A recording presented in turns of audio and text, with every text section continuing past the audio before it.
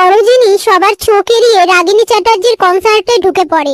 এরপর সেখানে background dancer হিসেবে এসে ব্যাকগ্রাউন্ড ডান্সারের পোশাক পরে নেয়। ওদিকে রাগিনী চ্যাটার্জির গান শুরু হয়ে যায়। এদিকে সরোজিনী একটা ঘরে তালা ভেঙে ঢুকে এসে দেখে সেখানে সমস্ত মিউজিক ইনস্ট্রুমেন্টের জিনিস, কোনো অ্যান্টিকের জিনিস নেই। এরপর কেউ একজন আসছে সেটা বুঝতে পেরে সরোজিনী লুকিয়ে পড়ে।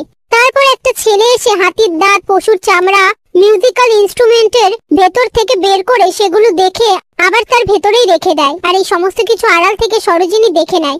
এরপর সেই ছেলেটা চলে গেলেই সরোজিনী সেই সমস্ত জিনিসের ছবি তুলে রাখে আর পুতুলকে ফোন করে সমস্ত ঘটনা খুলে বলে। পুতুল বলে, তুই ফোনটা রাখ, আমি এক্ষুনি আসছি। ওদিকে রাগিনী চ্যাটার্জির গান গাওয়ার সময় কেউ একজন রাগিনী চ্যাটার্জির দিকে গুলি চালাতে গেলে পুলিশ দেখে নিয়ে সেই ছেলেটাকে ধরে নেয়। এদিকে সরোজিনী বাইরে বেরোনোর সময় দরজা তালা বন্ধ দেখে জানলা দিয়ে বাইরে এসে নিচে লাফ দেওয়ার সময় হঠাৎ করে একটা আলো সরোজিনীর চোখে এসে পড়লে সরোজিনী অজ্ঞান হয়ে পড়ে যেতে গেলে রণ সেটা দেখে দৌড়ে সরোজিনীকে ধরে নেয়।